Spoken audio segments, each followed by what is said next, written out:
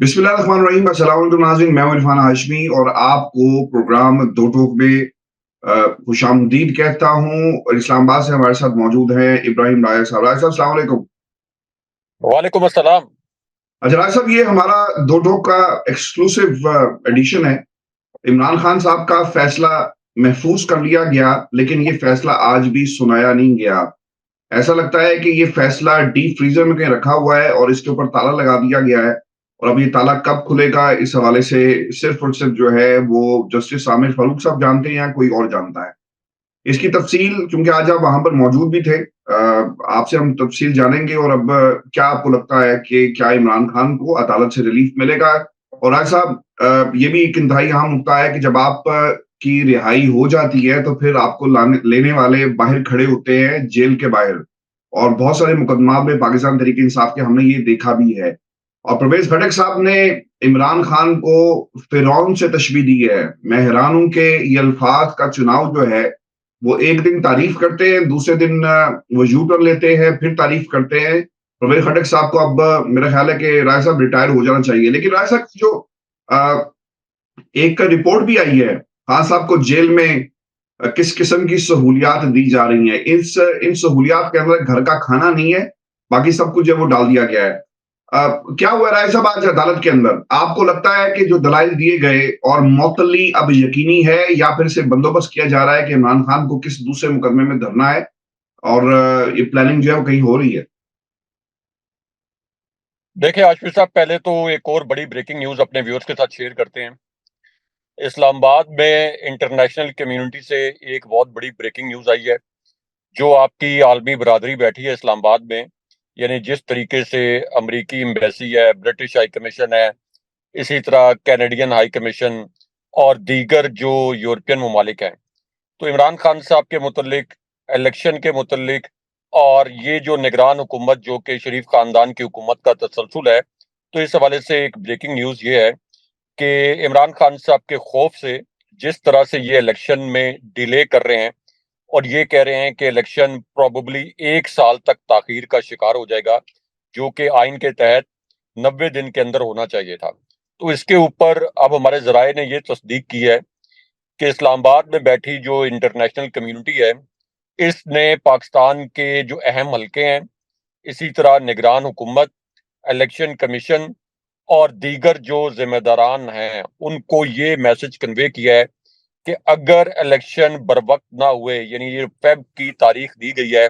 और हल्का बंदियों का एक एक्सक्यूज़ बनाया गया है, अगर फ़ेब 2024 में इलेक्शन ना हुए, तो इन ममालिक के लिए मुश्किल हो जाएगा पाकिस्तान के साथ ताल्लुकात जो इस लेवल पर, यानी मौजूदा लेवल पर जो ताल्लुकात हैं पाकिस्तान के साथ, इस लेवल पर बरकरार रखना मुश्किल हो जाएगा। ये कन्वे किया गया है।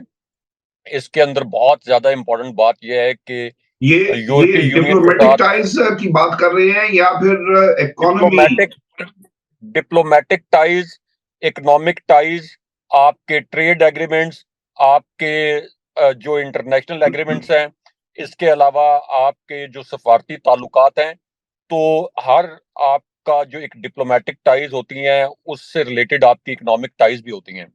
तो जब उसको डिग्रेड किया जाता है, मिसाल के तौर पर जब पाकिस्तान और इंडिया के ताल्लुकात आपस में डिग्रेड किए गए थे, तो उस वक़्त बहुत सा अमला बुला लिया गया था। पाकिस्तान ने इंडिया से अमला बुला लिया था, इंडिया ने पाकिस्तान से अपना अमला वापस बुला लिया था। यहाँ तक कि जो आपके सफ़ीर थे, सफ़ीरों को वापस बुलाने के बाद जो आपकी दूसरी, तीसरी टियर की जो आपकी डिप्लोमैटिक लीडरशिप होती है, उनको भी वापस बुला लिया गया था। तो ये रियासत पाकिस्तान के लिए एक बहुत बड़ा धचका होगा कि शरीफ खानदान को मुसल्लत रखने के लिए, या इस खौफ से कि अब ये जो आपके बल्दियाती इलेक्शन में ज़िमनी इलेक्शन हुआ है, बाय इलेक्शन बल्दियाती इंतखाबात का, तो उसके जो नताइज आए हैं, इस खौफ से अगर इलेक्शन को इतना डिले कर दिया जाए कि वो फ़ेब से भी आगे चला जाए, तो अब जो आपके मगरबी सफारतकार हैं और इंटरनेशनल कम्युनिटी, उन्होंने वार्न किया है कि ये हमारे लिए, चूँकि ये इंसानी हकूक के हवाले से अपना एक, आप कह लें कि अपना एक रिकॉर्ड मेंटेन करने की कोशिश करते हैं, अगरचे ये इल्ज़ामात आते रहते हैं कि इंसानी हकूक की खिलाफ वर्जियाँ स्टेट लेवल के ऊपर दूसरे ममालिक में جو مغربی ممالک ہیں وہ کرتے رہتے ہیں، لیکن جمہوریت کے حوالے سے، الیکشن وقت پر ہونے کے حوالے سے، شفاف الیکشن کے حوالے سے، تو انہوں نے اپنا ایک ریکارڈ جو ہے وہ مینٹین کرنا ہوتا ہے، یا آپ یہ کہہ لیں کہ پبلک کے سامنے لانا ہوتا ہے کہ دیکھیں ایک ملک کے اندر اگر وہاں پر کوئی سول ڈکٹیٹرشپ تھی، یا وہاں پر الیکشن ڈیلے کیا جا رہا تھا، وہاں پر آئین کو پامال کیا جا رہا تھا، تو ہم نے اپنا انفلوئنس جو ہم استعمال کر سکتے تھے ڈپلومیٹک ریلیشنز کے طور پر، وہ انفلوئنس اکنامک ٹائز کے طور پر جو انفلوئنس ہم استعمال کر سکتے تھے، وہ انفلوئنس ہم نے استعمال کیا ہے. تو یہ ایک وارننگ آ گئی ہے. اس وارننگ کو اگنور کرنا ناممکن ہوگا ہاشمی صاحب، کیونکہ اگر اس وارننگ کو اگنور کیا گیا تو پاکستان کو، جو کہ ہماری اکانومی پہلی ڈیفالٹ کر چکی ہے، اس کو ناقابل تلافی جھٹکا لگے گا. اور کس کے لیے؟ اس شریف خاندان کو مسلط رکھنے کے لیے جس نے پچھلے 30 سال میں ملک کو 1 انچ آگے نہیں بڑھایا، اور ایسے لیڈر کو الیکشن سے باہر رکھنے کے لیے جس نے 3.5 سال میں آپ کا جو گروتھ ریٹ ہے اس کو 5.97% تک پہنچایا، آپ کی ایکسپورٹس کو آل ٹائم ہائی لیولز کے اوپر پہنچا دیا جس کی کوئی مثال نہیں ملتی، اور پچھلے 20 سال کا بہترین گروتھ ریٹ $16 بلین کے فورن ریزرو چھوڑ کے گئے تھے. تو یہ ایک بڑی کمپلیکیٹڈ سچویشن. لیکن راج صاحب یہ خبر تو آپ نے دے دی. مریم نواز آپ کی بات سے شاید اتفاق نہیں کر رہی، وہ تو خیر کر ہی نہیں کسی چیز سے بھی، اور انہیں آج بھی نواز شریف لگتا ہے کہ تمام غریب کے دکھوں کا مداوا صرف نواز شریف کے پاس ہے، اور وہی کہتی ہیں کہ یہ جو پچھلے 4 سال کی کارکردگی تھی اس کی وجہ سے پاکستان کے اندر یہ بجلی کے بل، غربت، مہنگائی ریزنز ہیں. آج بھی وہ کہتی ہیں کہ نواز شریف صاحب آئیں گے. اچھا، نواز شریف صاحب خود پاکستان نہیں آ رہے، گرمی لگ رہی ہے، اور پاکستان کی عوام کو انہوں نے چھوڑا ہوا ہے، اور انہوں نے کافی اپنے طریقے سے تحریک انصاف کی گورنمنٹ کی بیشنگ کی ہے، اور اپنے 16 جو ماہ تھے اس کا کہیں پہ تذکرہ نہیں کیا رہا صاحب. اور وہ کہتی ہیں کہ ہم نے ریاست کو بچایا تھا، اب ہم پاکستان کی عوام کو بھی بچا لیں گے. پاکستان کی عوام کو انہوں نے اس طرح سے بچایا ہاشمی صاحب کہ اس وقت میں روڈ پہ ہوں، چونکہ خبریں بڑی آ گئی تھیں اور ہمیں یہ پروگرام کرنا پڑا، تو مجھے آج آدھا گھنٹہ جو ہے مسلسل یہاں پہ جو بجلی کے بلوں کے اوپر احتجاج ہو رہا تھا، تو آدھے سے زائد گھنٹے تک یہاں پہ ٹریفک جو ہے وہ سٹک رہی ہے، آدھے گھنٹے سے زائد. اور اس کے اوپر یہ کہ بجلی کے بلز کے اوپر جو لوگ احتجاج کر رہے ہیں، غریب لوگ جو مر گئے ہیں، مہنگائی کی چکی میں پس گئے ہیں، ان کی گرفتاریاں ہو رہی ہیں. آپ اندازہ کر لیں کہ آپ کو یہ حق بھی نہیں دیا جا رہا کہ آپ اگر تباہ کن بل آپ کو برداشت کرنے پڑ رہے ہیں تو اس کے اوپر آپ پروٹیسٹ بھی کر سکیں، اپنا احتجاج ریکارڈ کروا سکیں. تو یہ جو میں کہتا ہوں کہ کس کو مسلط رکھنے کے لیے یہ سب کچھ کیا جا رہا ہے، یعنی ان کو مسلط رکھنے کے لیے جنہوں نے پاکستان کے عوام کو سڑکوں پر آنے پر مجبور کر دیا، جنہوں نے پاکستان کے عوام سے 2 وقت کی روٹی چھین لی، جنہوں نے اپنے تو اربوں خربوں روپے کے مالات بنا لیے، لیکن پاکستان کے عوام کی جیبوں پر ایسا ڈاکہ ڈالا. ہاشمی صاحب اس کو میں سمپلی ایکسپلین کر دوں جلدی سے تاکہ بڑی خبر جو دوسری ہے اس کی جانب آئیں، کہ اپریل 2022 میں اگر کسی شخص کی ماہانہ انکم 50,000 تھی جب عمران خان صاحب کے خلاف رجیم چینج آپریشن ہوا، تو آج وہ یہ سمجھ لے کہ اس کی ماہانہ انکم 22,000 روپے رہ گئی، یعنی 28,000 روپے اس وقت سے لے کر اب تک یہ ریاست جو ہے، اور یہ جو 16 ماہ شہباز شریف کی حکومت رہی اور اب نگران حکومت ہے، یہ کھا چکے ہیں. تو جو 50,000 روپے لے رہا تھا اس کے 28,000 روپے کٹ چکے ہیں، وہ عملی طور پر اب 22,000 روپے اس کے پاس موجود ہے. تو اس حالات تک پہنچا دیا ہے. تو مریم نواز تو جو نام نہاد کنونشن سے خطاب کر رہی ہیں، انہوں نے تو کبھی ہاشمی صاحب جا کے خود آٹا، چینی، پتی کچھ خریدی ہوگی؟ انہوں نے کبھی اپنا بجلی کا بل دیکھا ہوگا؟ کیا کبھی انہوں نے اپنا بجلی کا بل پے کیا ہوگا جو ان کو اندازہ ہو؟ ان کا تو گھر نہیں ہے ہاشمی صاحب یہ پاکستان، ان کا گھر تو لندن ہے. وہ تو جیسے ہی یہاں پہ تھوڑے سے حالات ان کے لیے سیاسی حالات مشکل ہوں تو یہ تو پوری فیملی وہاں پہ چلی جاتی ہے لندن. تو ان کا پاکستان کے حالات سے کیا لینا دینا، اور پاکستان سے کیسے ریلیٹ کر سکتے ہیں؟ پاکستان کے حالات سے ریلیٹ کون سا لیڈر کر سکتا ہے؟ عمران خان صاحب، جن کی جان لینے کے لیے 2 مرتبہ کوشش ہو چکی ہے،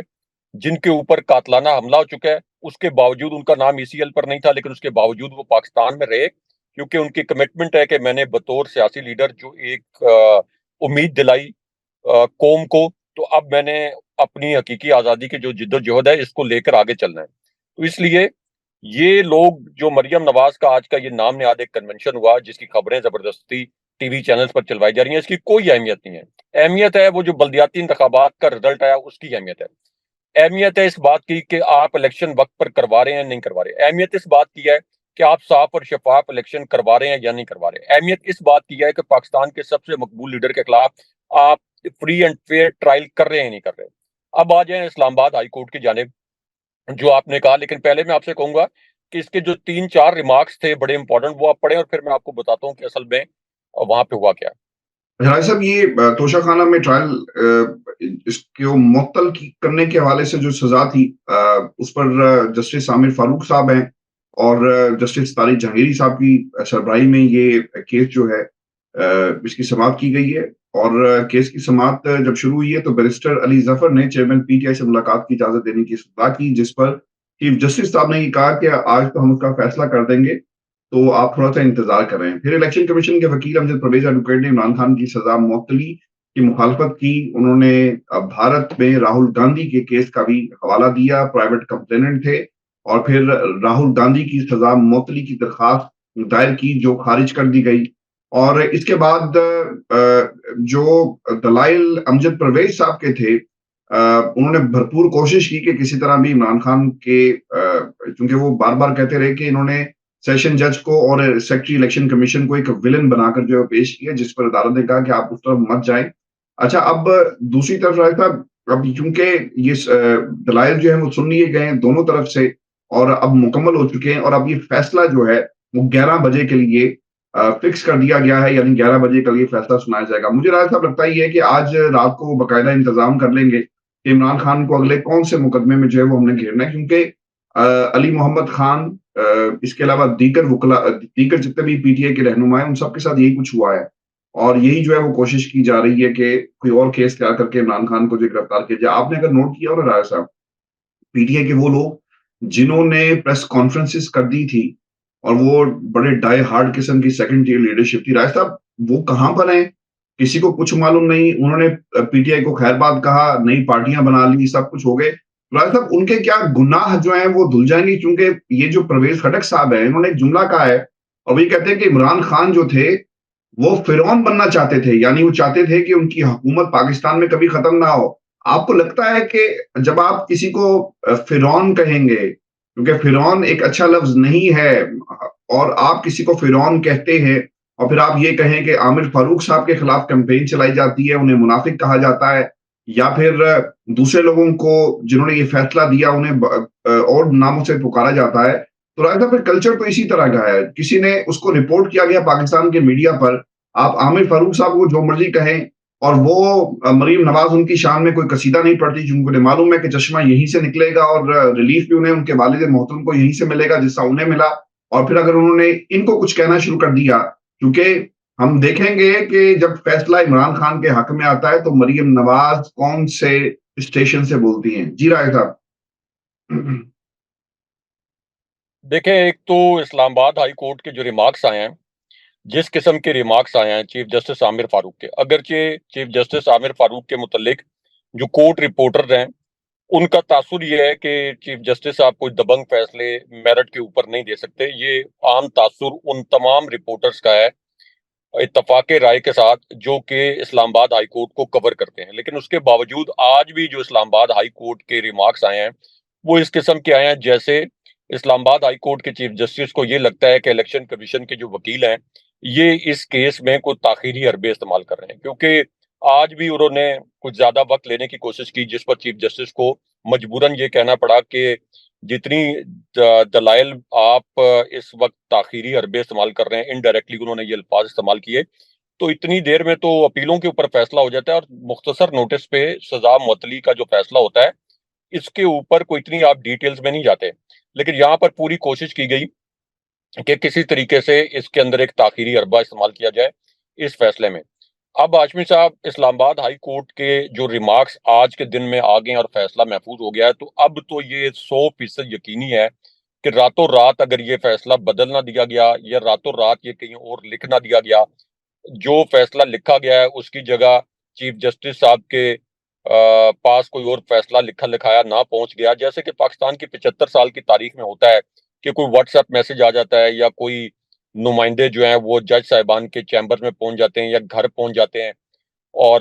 फिर मुलाकात होती है, और फिर मामलात जो हैं वो फैसले इधर से उधर हो जाते हैं। तो तब तो तोशाखाना केस की हद तक तो क्लियर है कि इमरान खान साहब की सजा मुअत्तल हो जाएगी। दूसरा जो आपने कहा कि क्या इमरान खान साहब जेल से बाहर आएंगे या उनको किसी और केस में धर लिया जाएगा, ये प्लान मैं ये पहले खबर ब्रेक कर चुका हूं कि साइफर केस के अंदर इमरान खान साहब की गिरफ्तारी डाली जा चुकी है। इमरान खान साहब को बाहर नहीं आने दिया जाएगा। Chief justice justice Aamir Farooq की जानिब से ये फैसला, जब तोशाखाना केस की मुअत्तली का फैसला आ भी जाएगा, अनलेस अनटिल अगर रात को ये फैसला तब्दील ना हो गया, तो इमरान खान साहब को बाहर नहीं आने दिया जाएगा। यानी साइफर केस के अंदर ये कहा जाएगा कि हम इनको गिरफ्तार किया गया, और फिर वही एक बहाना एक एग्जेक्टिव ऑर्डर के जरिए कि किसी और जेल में इमरान खान साहब को नहीं रखा जा सकता, अटक जेल में हमने इसलिए रखा है कि बाकी जगहों पे सिक्योरिटी के इश्यूज हैं, तो इस तरह का एक बहाना बना लिया जाएगा। लेकिन इसके अंदर एक बड़ी खबर जो एस्टेब्लिशमेंट से मुतल्लिक, इमरान खान साहब के मुतल्लिक है, वो भी शेयर करते हैं। लेकिन पहले आप ये जो इमरान खान साहब के मुतल्लिक सुप्रीम कोर्ट ने रिपोर्ट मांगी थी चीफ जस्टिस ने, और जो रिपोर्ट सबमिट की गई है, इसके दो नुकात हमें जरा पढ़ के बताएं, तो फिर इसके ऊपर जो है राय एक साहब, अहम उस चीज भी रिपोर्ट शेयर में करते हैं। तमाम सहूलियात गिनवाई गई हैं और उसमें ना बड़े एहतमाम के साथ